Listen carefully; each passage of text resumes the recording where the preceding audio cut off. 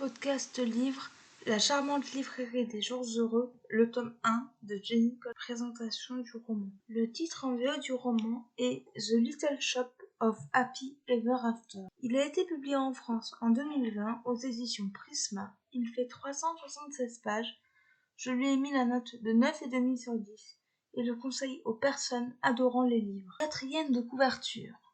Et si cette petite librairie dans les Highlands écossais était le secret du bonheur et d'une nouvelle vie? Un feel-good book enthousiasmant.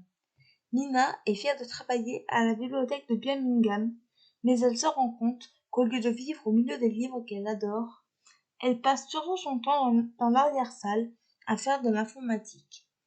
Tout ce qui faisait sa joie a disparu et lui manque terriblement.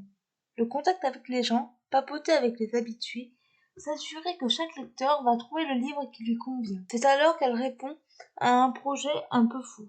Et si elle montait une petite librairie itinérante dans les Highlands écossais? Un minuscule stock de livres mais pas d'ordinateur. Et qui sait, malgré le froid rigoureux, peut-être trouvera-t-elle un nouveau sens à sa vie dans cette communauté chaleureuse? Ce que j'ai pensé de ce roman. Ce premier tome est presque un coup de cœur. Nina, bibliothécaire, va perdre son emploi. Elle va changer de vie et ouvrir une librairie en Écosse qui lui réserve bien des surprises. Les personnages sont attachants, quoique l'héroïne soit un peu lisse, sans trop de personnalité. On sent qu'elle adore la lecture et les livres. Elle est solide. Surinder, sa colocataire et amie, est son exact opposé. Elle est volubile et aime s'amuser. Griffin, un collègue, est extravagant et fait tout pour dissuader Nina. Il est très peu présent. Lennox, le propriétaire de la jeune femme en Écosse, est bourru et bougon. C'est un agriculteur qui adore les animaux. Marek est un jeune conducteur de train de nuit laiton. Il est très attiré par l'héroïne et réciproquement. Les habitants du village apportent de la légèreté à l'intrigue. L'intrigue est simple, efficace et parfaite pour la saison estivale. Il y a beaucoup de références aux livres. Parfait pour les amoureux de la littérature.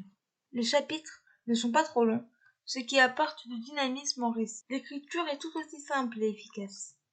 La fin donne envie de lire la suite. En résumé, une très bonne lecture. Extrait du livre. Je voudrais savoir, est-ce qu'ils en ont fait un film? Oui, mais le film est très mauvais. Pourquoi?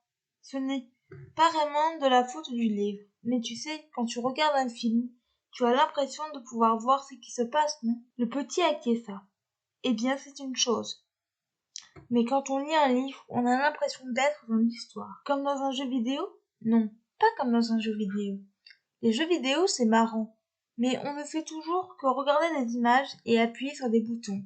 Lire, c'est être plongé dans l'histoire. Les points forts de ce roman, l'intrigue, l'écriture, la fin, les références littéraires. Les points faibles de ce roman, Nina. Voilà, c'en est tout pour ce podcast. J'espère qu'il vous aura plu. N'hésitez pas à me donner votre avis et vos commentaires sur YouTube, à vous abonner à la chaîne. Et je vous retrouve très bientôt pour un nouveau podcast. Ciao!